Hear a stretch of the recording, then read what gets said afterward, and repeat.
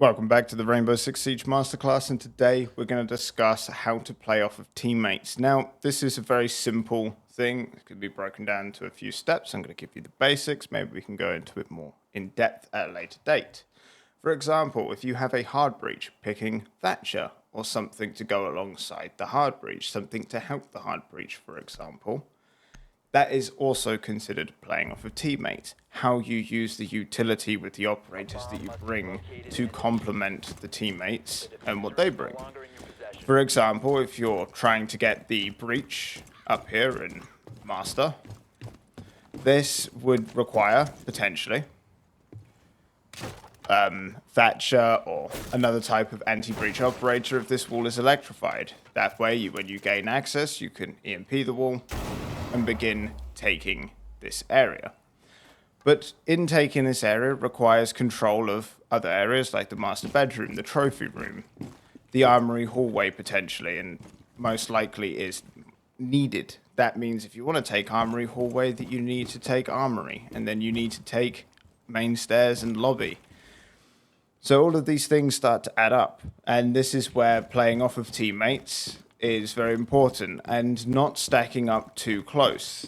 CS2 is a very good example of CSGO. If you bump into a teammate, you stop. You don't just move around, you literally just walk into them and stop or slow down. And this can be very problematic when peeking an area or a door, is to not get in someone's way and just stand in the middle like an idiot, so when your teammate's trying to cross, he hits into you and is at a point of where he was ready to swing and aim here, but he's hit you and his crosshair placement may not be correct. It's all well and good being able to play off of teammates, but not giving teammates space to move and operate in an area. So for example, if there's someone peeking over here on this side of the balcony, instead of being on this side, moving backwards and forwards and potentially clashing into that person, create another line of space where you can freely peek behind them. And this is actually a very good method that you can apply to many different spaces, is just having that distance, that 1 or 2 body gap. So if you do need to be immediately close to come out and refrag your teammate, you can, but you're not up their ass. And that is a very important thing. What the hell is going on? This game and its new repel speed has severely screwed my head. Now, another thing that is very good to help your teammates and help play off your teammates is set up claymores. Just basic things like this. So maybe you know that they might try and run out here. So you may set up a claymore in one of these corners, potentially, to try and catch a run out. Try and catch someone jumping out of a window or jumping out of a door to run out and swing this area. Maybe you know that there's common runouts like this window. I use way too many different controls in other games. My brain is definitely confused. But even this, even just putting down 2 very simple claymores helps with playing off of your teammates, because now you've got an element of cover for your hard breacher. Maybe you join them up on the balcony. Maybe you decide that you're gonna eventually take lobby and drone lobby. Another very good way of playing off of your teammates is utilizing drones. Whether that's having a pre-placed drone to watch a flank, or droning someone in, for example. Going in ahead of them and letting them follow in the drone. Even just giving them a ping to let them know that someone's there. Maybe if you don't know the call out, even that ping, just this small ping here can make a huge difference to someone being more focused and ready to take a gunfight, or more aware of someone being close. That ping can draw their attention to the door, and then they can take the fight. These are many ways of being able to play better off of your teammates. Now, refragging is another thing that we're going to go more in depth now, is very important. So if the game is 5 versus 5, and your main guy, your first man, your entry fragger, so to speak, goes in and picks one person, then it is a 4 versus 5. Now, if you're then behind the entry dies, you take that guy, it is now 3 versus 4. Okay, so you still got the advantage, it's still 4 to 3 players. Then you go in, you die, the guy behind you takes that guy. Now, it then goes so on and so on.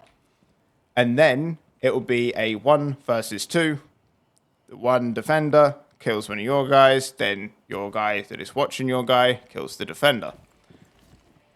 And that is where the concept of refragging comes from. It's trading people out. If you can use one body as a distraction and one body to take the shot, even if that body does successfully do it, then you're at an even bigger advantage. And this is why people like to spawn peek and catch people off guard, is because if you can spawn peek a hard breacher, that's huge bonuses. That limits what they can do. But then it's also a 4v5. So your defenders only have to trade each other out. And this is where the beauty of Siege really comes in, is because it's a very easy game to trade out people, and it's a very difficult game to offset that. It's difficult to get picks when people are really playing it well. And that's why the whole positioning video was brought to light, is because that can make a big difference on how you pick and take gunfights. But the space example as well with the balcony. If I have a guy that is playing this door, peeking off, checking into sight, I don't want to come and stand here and block his path.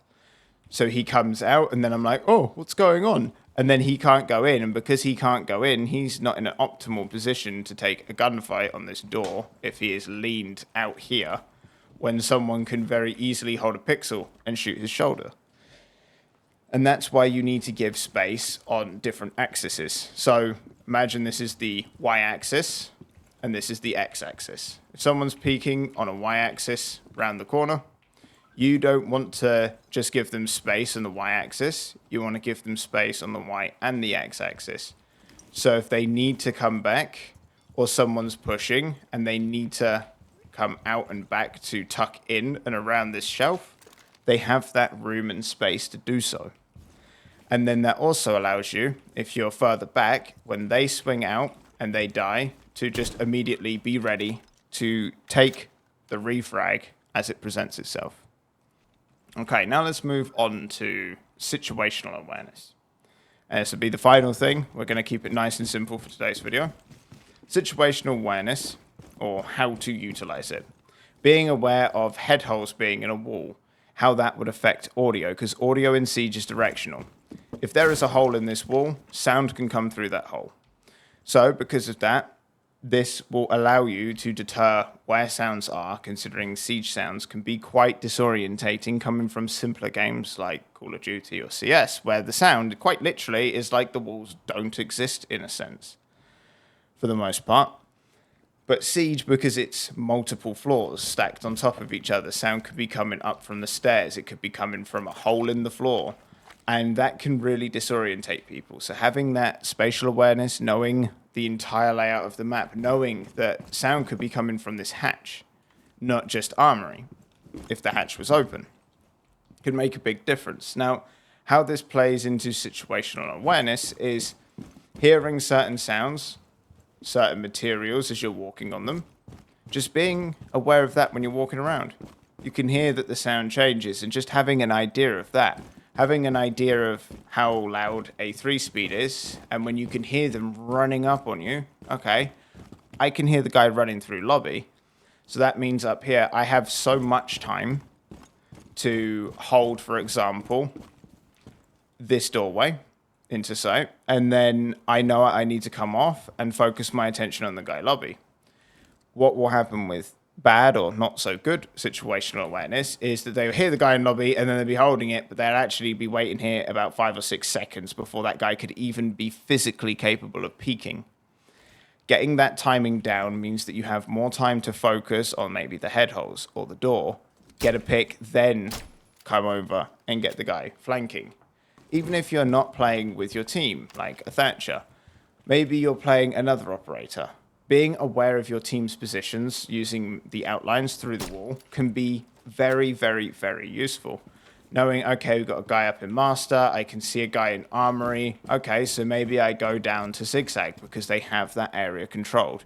You don't need callouts from your teammates to be able to just look around and see where they are through the floor and have a rough idea of what area they have controlled to then deter how you're going to try and proceed forward, what area you may try take, what you may try do to either elevate their position so they can proceed forward and do better, or how you can cause a distraction, like put some pressure on the white stairs whilst they're pushing from the armory side.